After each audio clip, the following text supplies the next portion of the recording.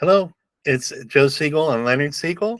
Siegel. Thank you for being here at our channel where we talk about success and happiness and personal development and our new book, Success Formula. Great.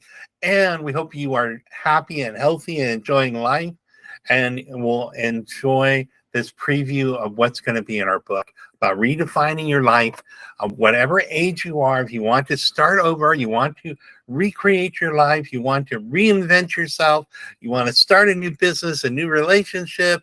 Put you in charge. Put yourself in charge. That's right. And you can do it.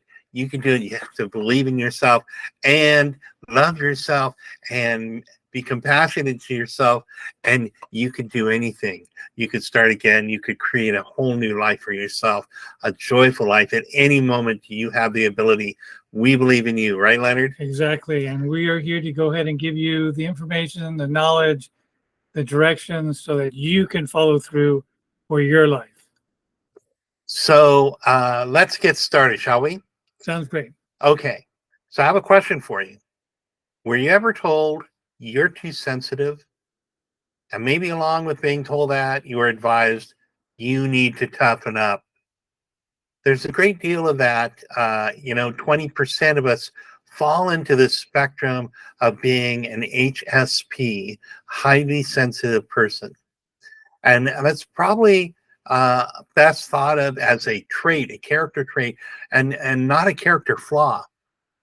And we can no more change ourselves to be less sensitive than we can make ourselves taller or shorter or change the color of our eyes by wishing it were so or trying harder.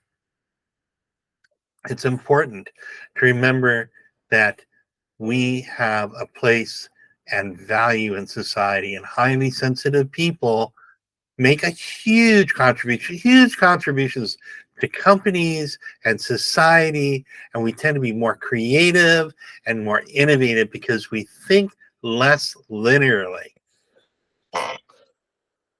Right, Leonard? Exactly, Joe. And could you stop for just a second here?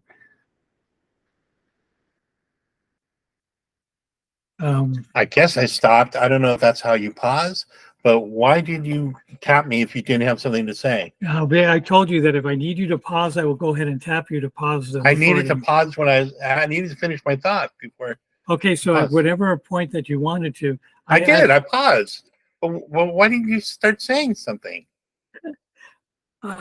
Pause not for me to talk. Pause so that I can tell you something off of camera. That was the thing I wanted to ask. How do I get you to pause? Not for me to talk, but for me to say something off camera. That was the question. Okay, I didn't understand that. Well, it was a learning thing. And so now you have nothing to say? No, I do have something to say. We're trying to go ahead and keep it to 5 minutes. I'm looking around and I don't see any clock or place to go ahead and look. I guess could look. You know what? Forget the 5 minutes, okay? Oh, you know what? Okay, so here's what I'll do. When I need you to pause, I'll go like this. When I wanted something to say, I'll go like this. And so I'm getting tired of this, Len. Okay, let's go ahead. So where did you go? This is stupid. Okay. Okay, go ahead.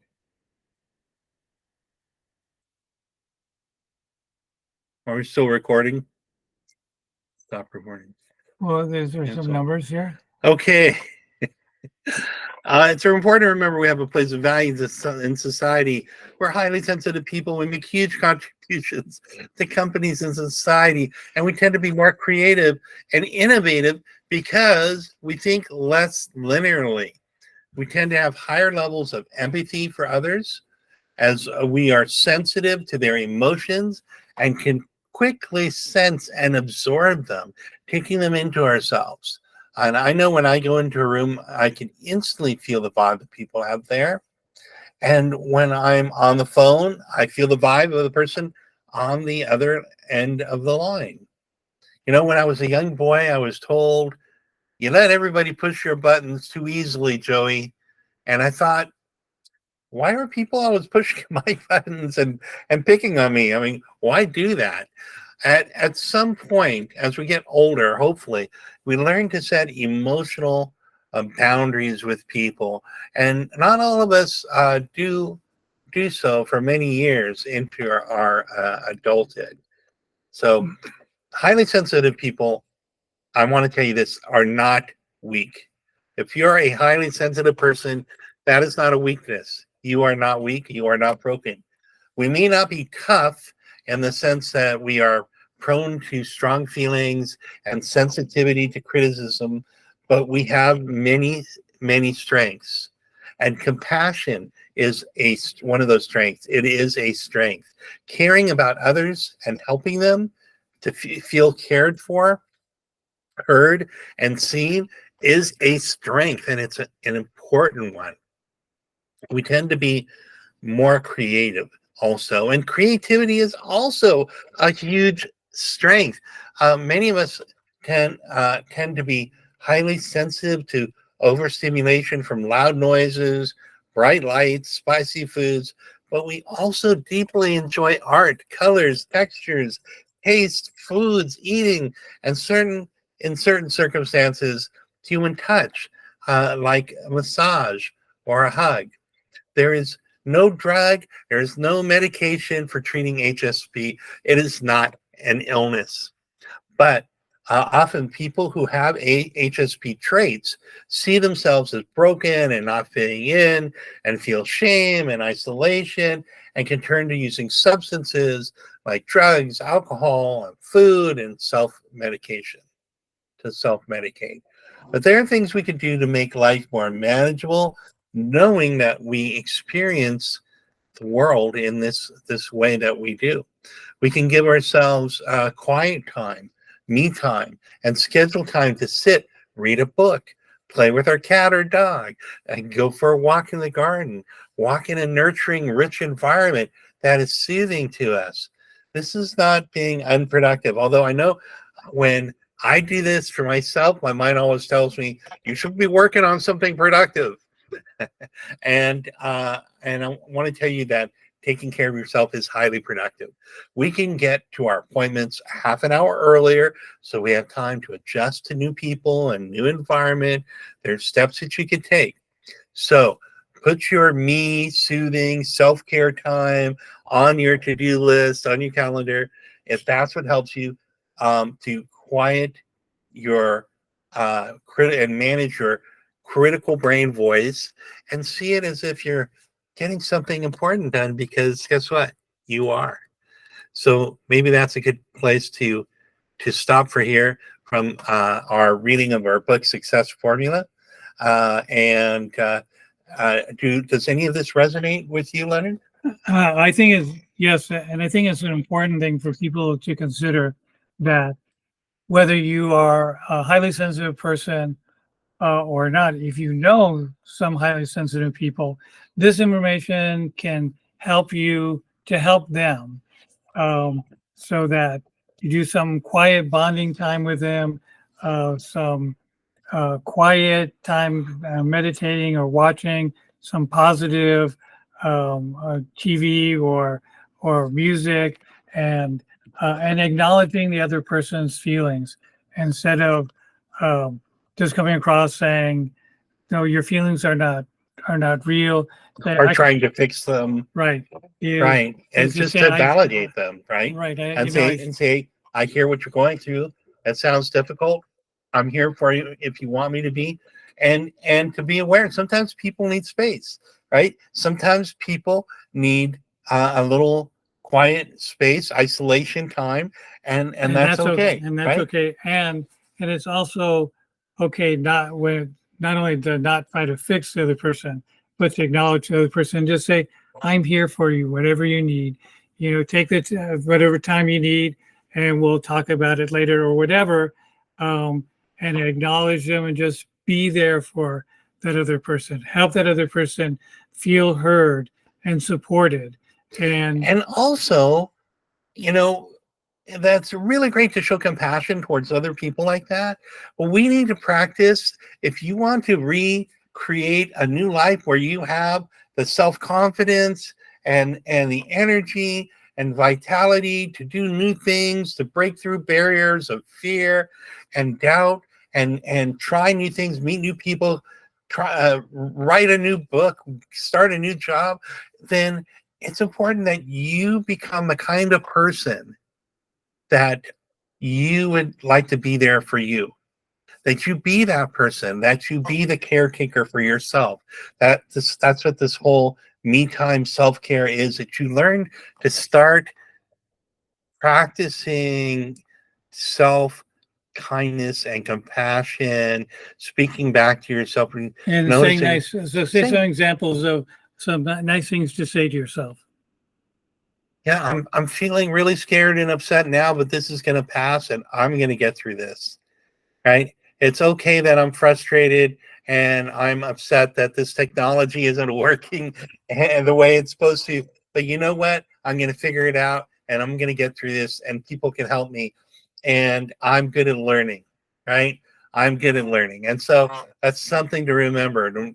What your strengths are. Talk to yourself about your strengths. Well, I may not be great at this right now, but I can learn to get better. Right? I'm a learner. I'm a hard worker.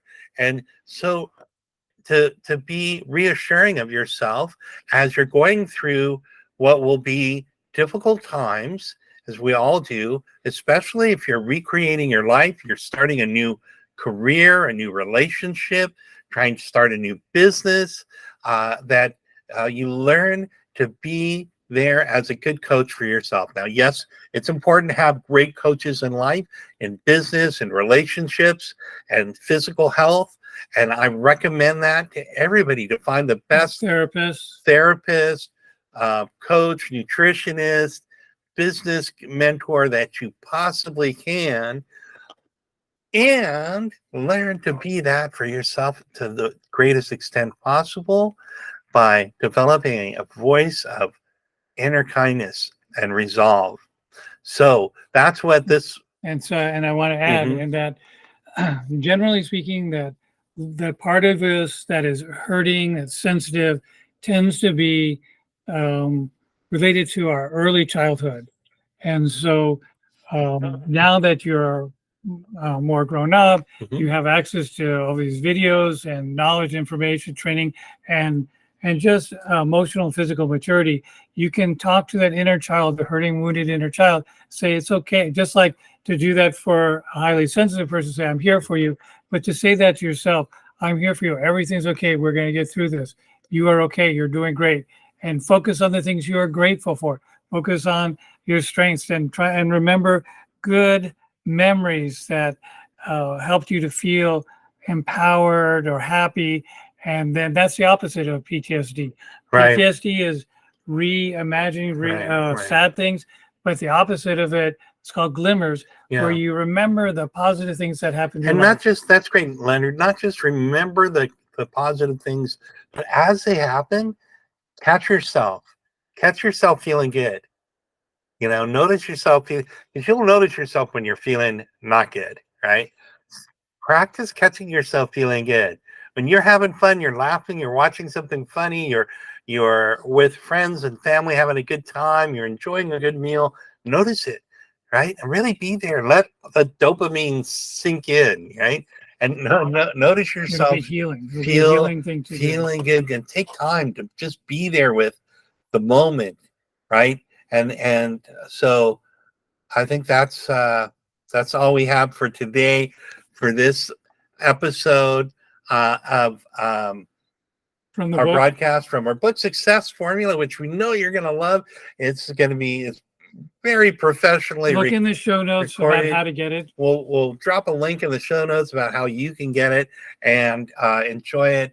And I know it'll inspire you. And subscribe. Remember, that's right. Very good. Remember to subscribe below to our channel and subscribe to our newsletter, our positivity, happiness, kindness newsletter at josephsiegel.com.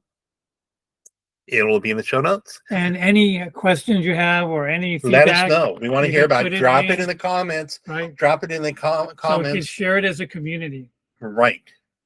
And that's it for now. We love you. Have a wonderful, wonderful day. Peace. And peace. Yeah. Keep up the great work. You can do it.